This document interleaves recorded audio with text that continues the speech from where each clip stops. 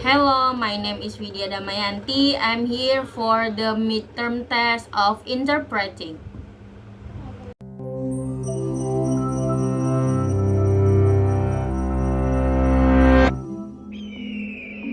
For almost a decade, scientists chased the source of a deadly new virus through China's tallest mountains and most isolated caverns. They finally found it here, in the bats of Shitao Cave. Selama hampir 1 dekade, para ilmuwan mencari sumber virus baru yang mematikan melalui pegunungan-pegunungan tertinggi di Tiongkok dan juga gua-gua yang paling terpencil di Tiongkok. Akhirnya mereka menemukannya di kelelawar di Gua Sitou. The virus in question was a coronavirus that caused an epidemic of severe acute respiratory syndrome, or SARS, in 2003. Coronaviruses are a group of viruses covered in little protein spikes that look like a crown, or corona in Latin. Virus yang dimaksud adalah virus corona yang menyebabkan epidemi sindrom pernapasan akut parah atau SARS. Pada tahun 2003, virus corona adalah sekelompok virus yang tercakup dalam paku protein kecil yang terlihat seperti mahkota, atau dalam bahasa Latinnya adalah corona. There are hundreds of known coronaviruses. 7 of them infect humans and can cause disease.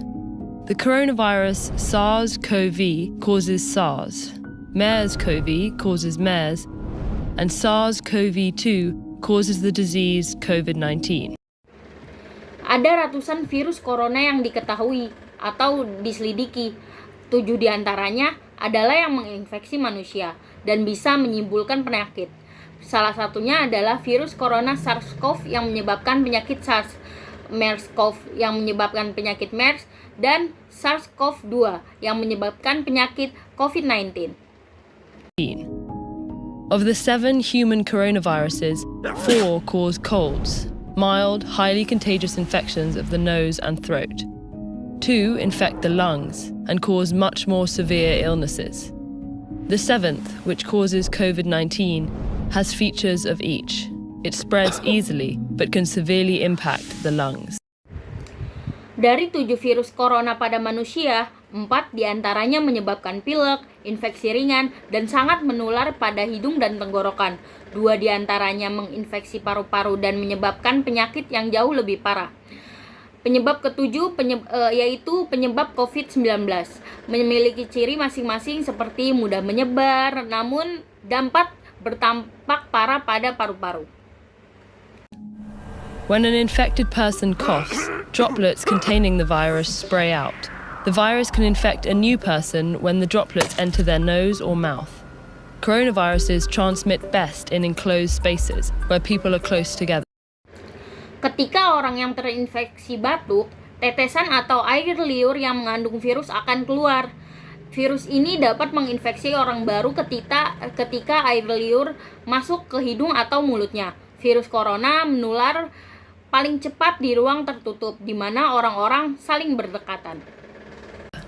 Cold weather keeps their delicate casing from drying out, enabling the virus to survive for longer between hosts, while UV exposure from sunlight may damage it. These seasonal variations matter more for established viruses, but because no one is yet immune to a new virus, it has so many potential hosts that it doesn't need ideal conditions to spread. Cuaca dingin membuat selubung halus mereka tidak mengering, memungkinkan virus bertahan lebih lama di antara inangnya. Sementara di bawah paparan sinar UV atau sinar matahari, virus tersebut dapatlah rusak. Variasi musiman ini lebih penting bagi virus yang sudah ada. Namun, karena belum ada yang kebal terhadap virus yang baru, virus ini memiliki begitu banyak inang potensial sehingga tidak memerlukan kondisi ideal untuk menyebar. In the body, the protein spikes embed in the host cells and fuse with them, enabling the virus to hijack the host cell's machinery to replicate its own genes. Coronaviruses store their genes on RNA. All viruses are either RNA viruses or DNA viruses. RNA viruses tend to be smaller, with fewer genes, meaning they infect many hosts and replicate quickly in those hosts. Di dalam tubuh, Pertumbuhan protein tertanam di dalam sel inang dan menyatu dengannya, memungkinkan virus menyebarkan mesin sel inang untuk mereplikasi gennya sendiri. Virus corona menyimpan gennya pada RNA. Semua virus adalah virus RNA atau virus DNA. Virus RNA cenderung lebih kecil dan gen yang lebih sedikit, yang berarti mereka bisa menginfeksi banyak inang dan bereplikasi dengan cepat di inang tersebut. In general, RNA viruses don't have a proofreading mechanism, whereas DNA viruses do. So, when an RNA virus replicates, it's much more likely to have mistakes called mutations. Many of these mutations are useless or even harmful, but some make the virus better suited for certain environments, like a new host species. Secara umum, virus RNA tidak memiliki mekanisme memperbaharui, sedangkan virus DNA memilikinya. Ketika virus RNA bereplikasi, kemungkinan besar terjadi kesalahan yang disebut mutasi. Banyak dari mutasi ini tidak berguna bahkan berbahaya. Namun ada pula membuat virus lebih cocok untuk lingkungan tertentu seperti spesies inang baru. Species. Epidemics often occur when a virus jumps from animals to humans. This is true of the RNA viruses that cause the Ebola, Zika, and SARS epidemics, and the COVID-19 pandemic. Once in humans, the virus still mutates, usually not enough to create a new virus, but enough to create variations or strains of the original one. Epidemi seringkali terjadi ketika virus berpindah dari hewan kepada manusia. Hal ini berlaku pada virus RNA yang menyebabkan epidemi seperti Ebola, Zika, dan SARS, serta pandemi COVID-19. Begitu sampai di manusia, virus masih bermutasi dan biasanya tidak cukup untuk membuat virus yang baru, namun cukup untuk membuat variasi atau strain dari virus yang asli. Coronaviruses have a few key differences from most RNA viruses. They're some of the largest, meaning they have the most genes. That creates more opportunity for harmful mutations. To counteract this risk, coronaviruses have a unique feature, an enzyme that checks for replication errors and corrects mistakes. This makes coronaviruses much more stable, with a slower mutation rate than other RNA viruses. Virus corona memiliki beberapa perbedaan utama dari kebanyakan virus RNA. Mereka termasuk yang paling besar. Artinya, mereka memiliki gen paling banyak. Hal ini menciptakan lebih banyak peluang untuk terjadinya mutasi virus yang berbahaya. Untuk mengatasi resiko ini, virus corona memiliki fitur unik, seperti enzim yang memeriksa kesalahan replikasi dan memperbaiki kesalahannya. Hal ini dapat membuat virus corona jauh lebih stabil dengan tingkat mutasi yang lebih lambat dibandingkan virus RNA lainnya. While this may sound formidable, the slow mutation rate is actually a promising sign when it comes to disarming them. After an infection, our immune systems can recognize germs and destroy them more quickly if they infect us again, so they don't make us sick. But mutations can make a virus less recognizable to our immune systems, and therefore more difficult to fight off. Meskipun hal ini mungkin terdengar sulit, laju mutasi yang lambat sebenarnya merupakan tanda yang menjanjikan untuk melemahkan mereka. Setelah infeksi, sistem kekebalan tubuh kita dapat mengenali kuman dan menghancurkannya lebih cepat jika kuman tersebut menginfeksi kita lagi sehingga tidak membuat kita sakit. Namun, mutasi dapat membuat virus kurang dikenali oleh sistem kekebalan tubuh kita, dan karena itu lebih sulit virus tersebut untuk dilawan. They can also make antiviral drugs and vaccines less effective because they're tailored very specifically to a virus. That's why we need a new flu vaccine every year. The influenza virus mutates so quickly that new strains pop up constantly.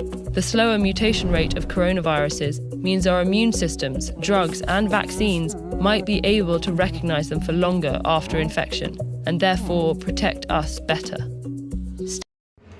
Hal ini juga dapat membuat obat antivirus dan vaksin menjadi kurang efektif karena dirancang khusus untuk satu virus saja.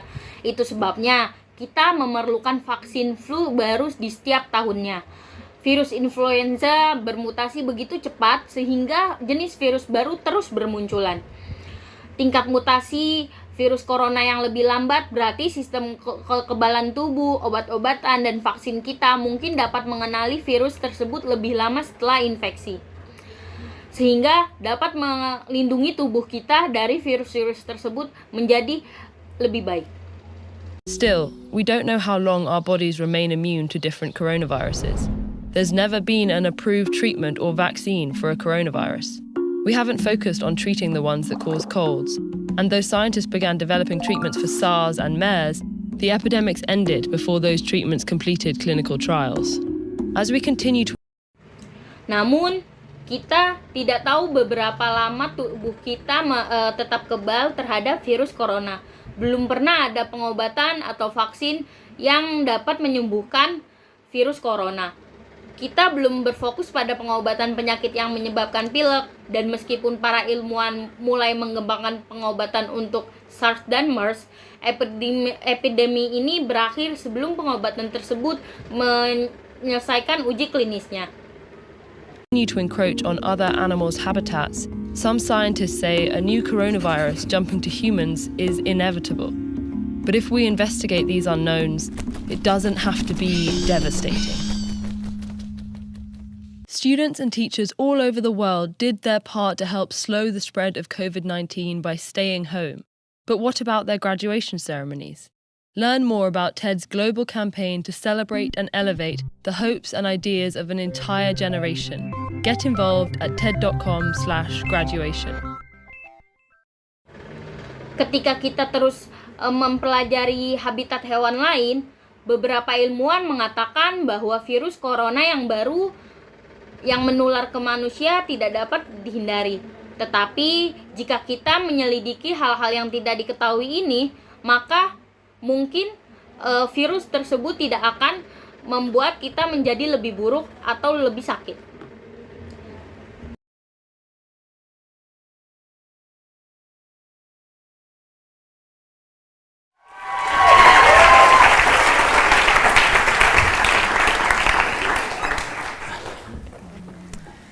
How many of you can speak more than one language?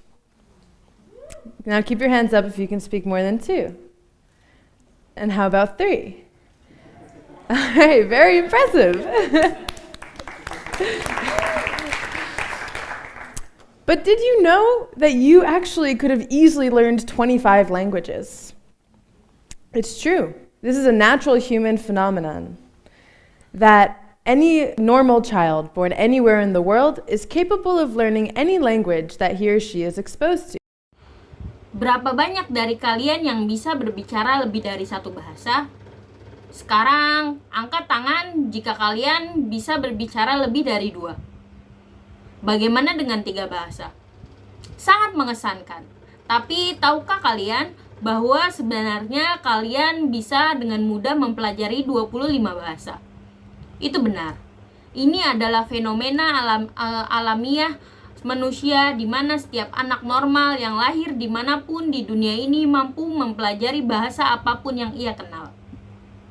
And did you know that the languages that your child is exposed to before the age of 7, which is also known as the critical age period, are the only languages that he or she will be exposed to later in life? Leonard Bloomfield said, "The acquisition of a language is doubtless the greatest intellectual feat that any one of us is ever required to perform." So I asked myself and some others in the overseas student program here, why do we learn languages? At first, we all learn language because we have to. Dan tahukah kalian bahwa bahasa-bahasa yang dipelajari anak kalian sebelum usia 7 tahun yang juga dikenal sebagai periode usia kritis adalah satu-satunya bahasa yang akan ia pelajari di kemudian hari. Leonard Bloomfield mengatakan bahwa penguasaan suatu bahasa tidak diragukan lagi merupakan prestasi intelektual terbesar yang harus dilakukan oleh siapapun di antara kita. Jadi, saya bertanya kepada diri sendiri dan beberapa orang lain yang tergabung dalam program pelajar luar negeri di sini. Mengapa kita belajar bahasa? Pada awalnya kita semua pasti belajar bahasa karena terpaksa. As humans, we're designed to learn language just like we're designed to walk. There's simply no preventing it. But then there's some of us who actually do it for fun. We go through the struggle, we put in the effort, feeling wrong all the time. But we love it because the rewards are so great. It's awesome to speak another language, to carry it with you everywhere you go, to travel and communicate with people in their native language makes conversation so much more personal, and you actually get to enjoy more out of life because it gives you the opportunity to understand more music and movies and games from around the world. Sebagai manusia, kita dirancang untuk belajar bahasa sama seperti kita dirancang untuk berjalan. Tidak ada cara untuk mencegahnya. Namun, ada sebagian dari kita yang melakukannya untuk bersenang-senang. Kita melalui perjuangan, kita berusaha, selalu merasa bersalah, tapi kita menyukainya karena imbalannya begitu besar. Sungguh, luar biasa dalam berbicara dalam bahasa lain. Membawanya kemanapun Anda pergi, berpergian dan berkomunikasi dengan orang-orang dalam bahasa ibu mereka, membuat percakapan menjadi jauh lebih pribadi. Dan Anda benar-benar dapat menikmati hidup lebih banyak karena ini memberikan Anda kesempatan untuk memahami lebih banyak musik, film, dan permainan dari seluruh bagian dunia. So I want to ask you another question, and I want you all to think about this. If we started taking advantage of the amazing ability that children have to learn languages and the plethora of free language learning tools we have on our devices today, could we, by reducing language barriers, reduce other barriers in society? Which begs me to ask another question. What exactly are language barriers, and what do they do? I know what some of you are thinking. You're at the dinner table, and you're between your mother, who's Russian, and your beautiful American girlfriend. And you're having a moment of realization that you've just hired yourself out as a translator. Jadi, saya ingin mengajukan pertanyaan lain kepada kalian. Dan saya ingin kalian semua memikirkan hal ini. Jika kita mulai memanfaatkan kemampuan luar biasa yang dimiliki anak-anak untuk belajar bahasa, dan banyaknya alat pembelajaran bahasa gratis yang kita miliki di perangkat kita saat ini, bisakah kita dengan mengurangi hambatan bahasa, mengurangi hambatan lain dalam masyarakat? Hal ini membuat saya bertanya pertanyaan lain. Apa sebenarnya kendala bahasa dan apa fungsinya? Saya tahu apa yang dipikirkan sebagian dari kalian semua. Kalian berada di meja makan dan kalian berada di antara ibu atau pacar kalian. Pacar kalian yang orang Amerika, yang begitu cantik dan begitu tampan. Kalian menyadarinya bahwa kalian baru saja memperkerjakan diri kalian sebagai penerjemah. So you have to spend the whole evening hearing everything 3 times. And even though you thought that you could speak English and Russian perfectly, you're starting to feel confused and frustrated, and you're desperate for a couple minutes of alone time just to think in whatever language you choose to think in. But there's a lot more to language barriers that I want you to know. Have you ever heard of linguistic relativity? Linguistic relativity is the field which asks questions on the relations between language, perception, and thought. The core theory is called the deterministic theory. It's scientifically proven, and it states that the language you speak shapes the way you think and influences your behavior. The fathers of linguistic relativity, Benjamin Whorf and Edward Sapir, also state that if a word doesn't exist in your language, you won't know the concept.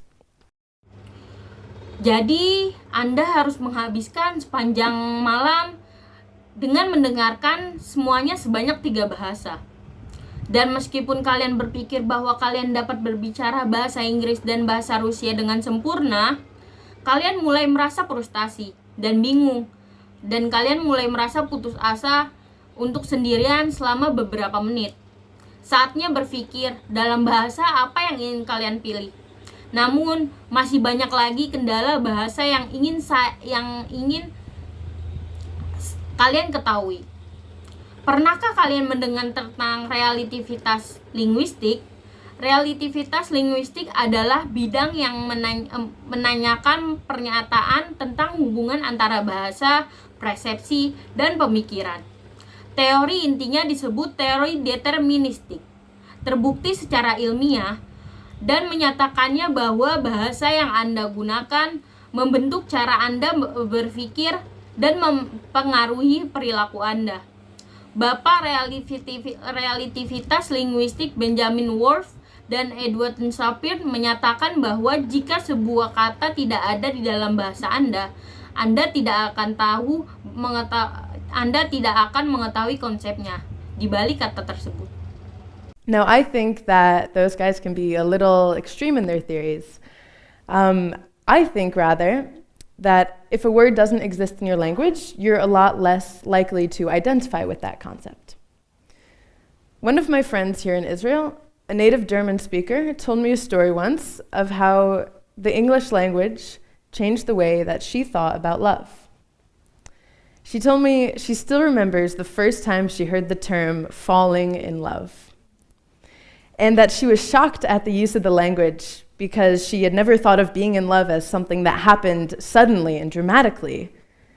And she pictured someone actually falling. And she could feel that, and then she knew that someday she would experience falling in love and not just being in love. Sekarang menurut saya orang-orang itu bisa jadi sedikit lebih ekstrim dalam teorinya. Menurut saya, jika sebuah kata tidak ada dalam bahasa kalian, kecil kemungkinan kalian akan mengenali konsep tersebut. Salah satu teman saya di sini di Israel, seorang penutur asli bahasa Jerman, pernah bercerita kepada saya tentang bagaimana bahasa Inggris mengubah cara berpikirnya tentang cinta. Dia mengatakan kepada saya bahwa dia masih ingat pertama kali dia mendengar istilah jatuh cinta, dan bahwa dia terkejut dengan penggunaan bahasa tersebut karena dia tidak pernah berpikir bahwa jatuh cinta adalah sesuatu yang terjadi secara tiba-tiba dan dramatis. Dan dia membayangkan seseorang benar-benar jatuh cinta dan dia bisa merasakannya. Lalu dia tahu bahwa suatu saat dia akan mengalami jatuh, tanda kutip, cinta, bukan sekedar menjadi jatuh cinta saja.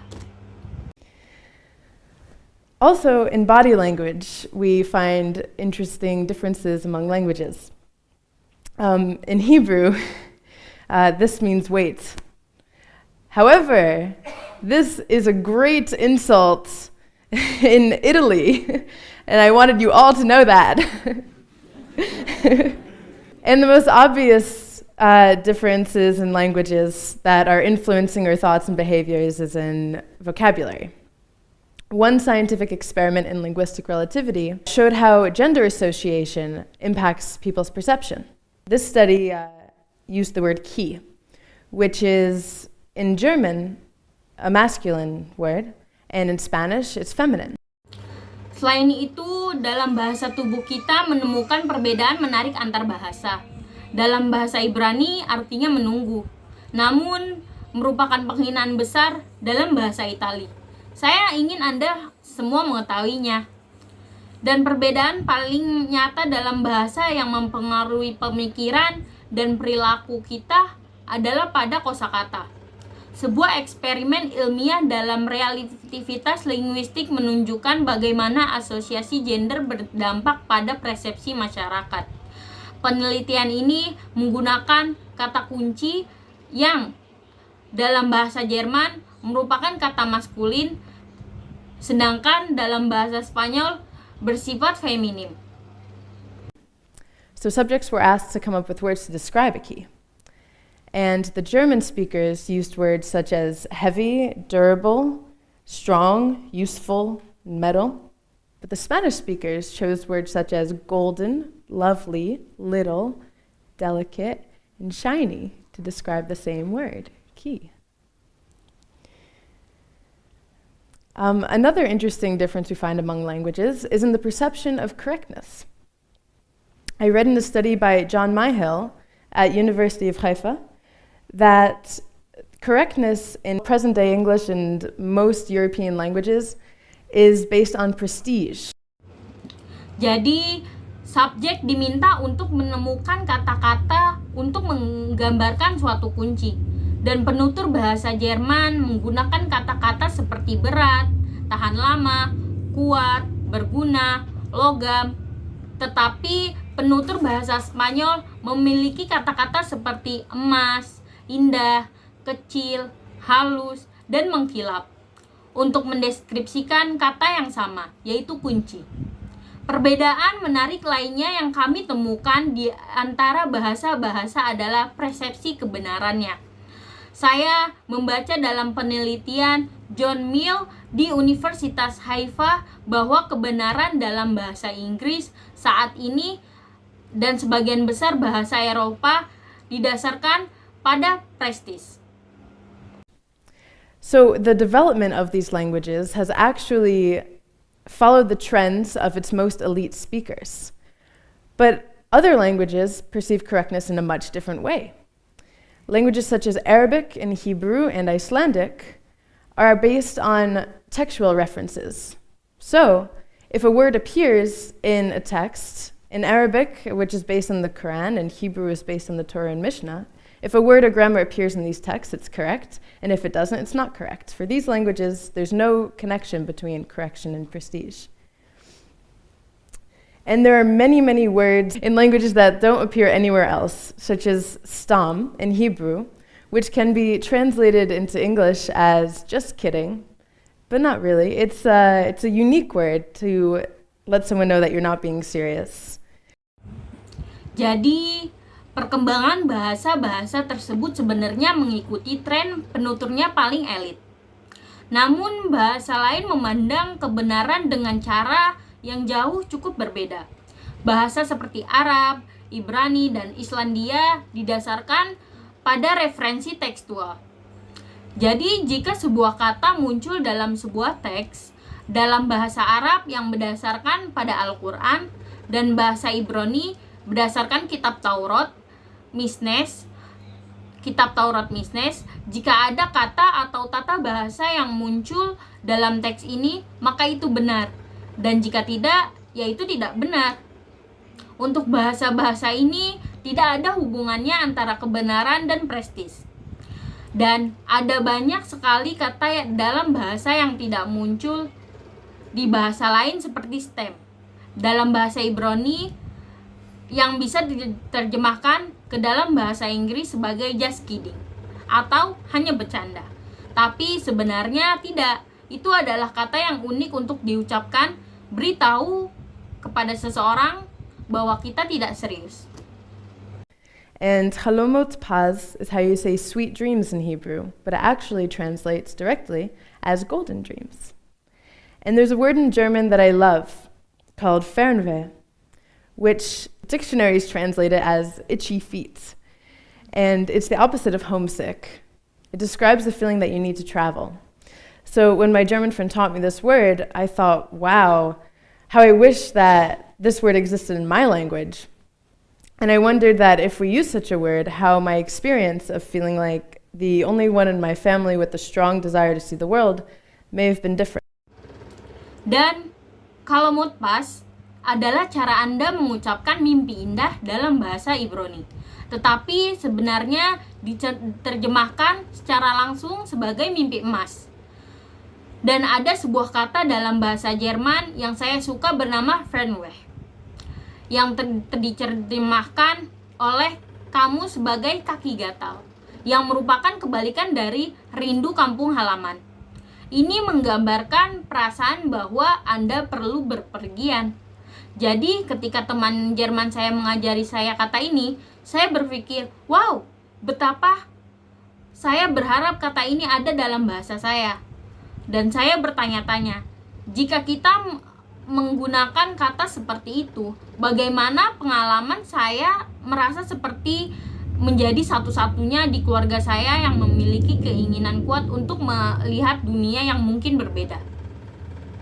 So a few weeks ago, after auditioning to be up here on the TED stage, I reached out to my psychology professor back in New York and asked him what he thought about linguistic relativity. And what he says explains the story of my friend and, in terms of psychology and memory, what happened when she learned a new term about love. He said, "It is the breadth of our language, not our vast experiences, which help color our lives. That is in memory. The language labels that we assign events and experiences shape, indeed, limit the way that we can remember them. For example," Jadi, beberapa minggu yang lalu, setelah saya mengikuti audisi untuk tampil di panggung TEDx, saya menghubungi profesor psikologi saya di New York dan menanyakan pendapatnya tentang relativitas linguistik.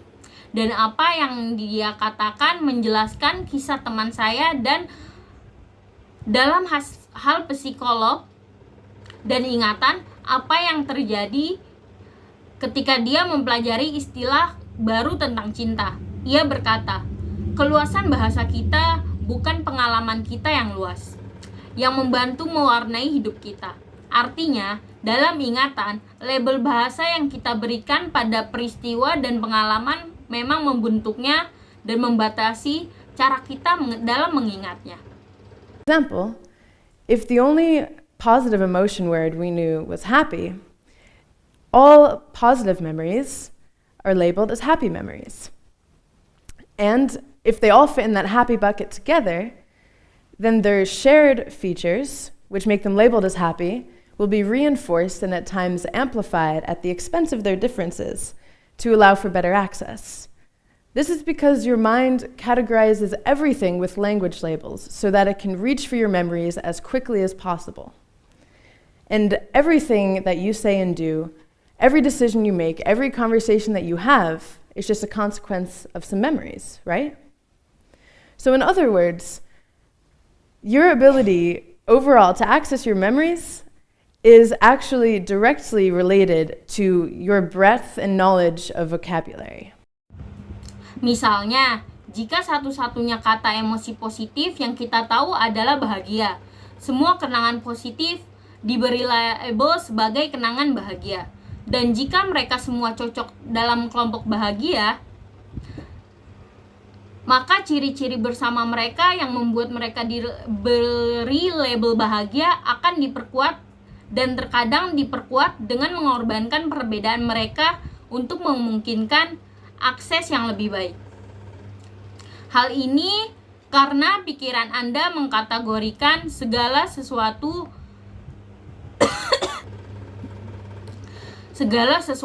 dengan label bahasa, sehingga dapat menjangkau ingatan Anda secepat mungkin. Dan semua yang Anda katakan dan lakukan, setiap keputusan yang Anda buat, setiap percakapan yang Anda lakukan, hanyalah konsekuensi dari beberapa kenangan, bukan? Jadi, dengan kata lain, kemampuan Anda secara keseluruhan untuk mengakses ingatan Anda sebenarnya berhubungan langsung dengan luasnya pengetahuan kosakata Anda. Because our languages are constantly changing, language barriers are just growing bigger and bigger. So, what do you think, everyone? If we started taking advantage of children's amazing ability to learn languages and the plethora of free tools that we have to learn languages today, could we, by reducing language barriers, reduce other barriers in society? The answer to me is crystal clear.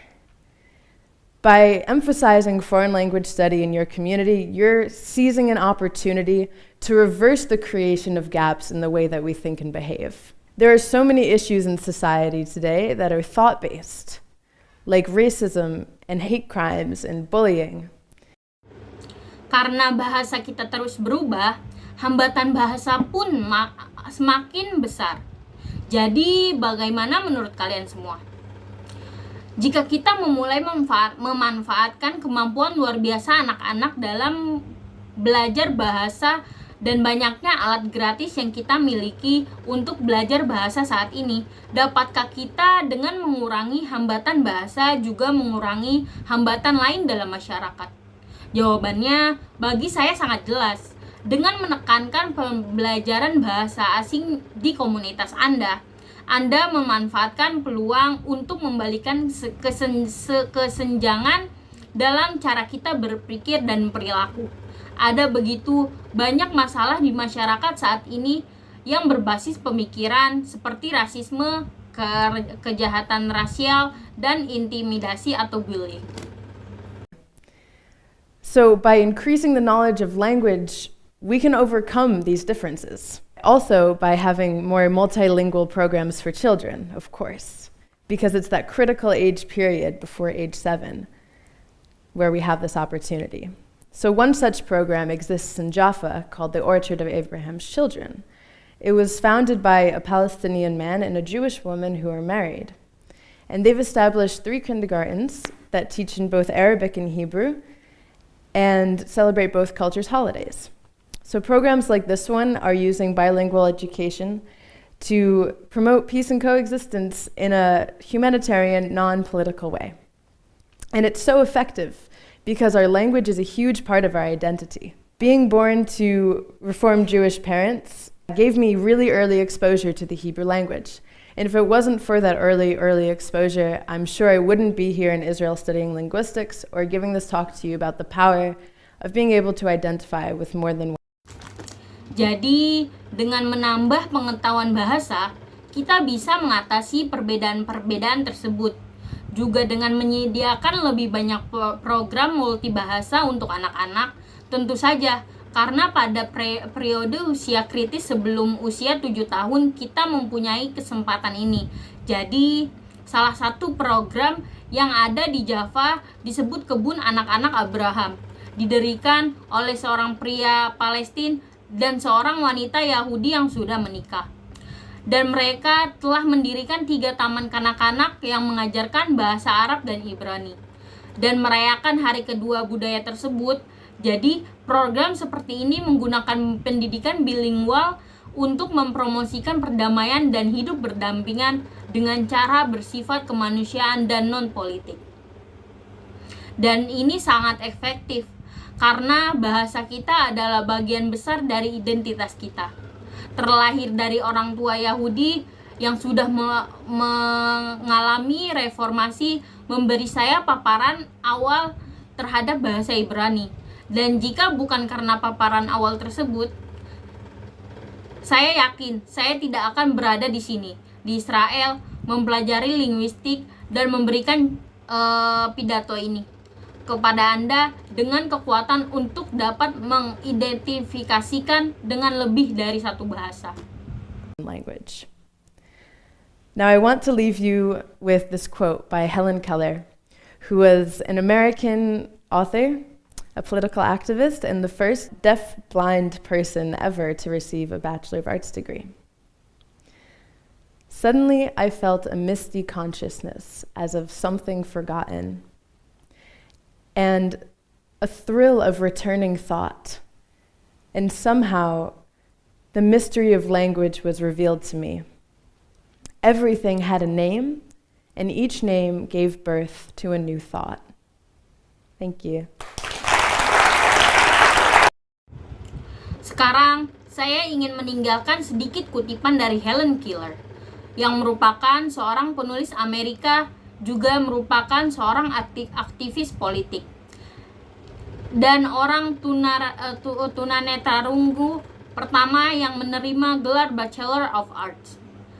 Tiba-tiba, saya merasakan kesadaran yang kabur tentang sesuatu. Terlupakan, sensasi kembalinya pemikiran entah bagaimana.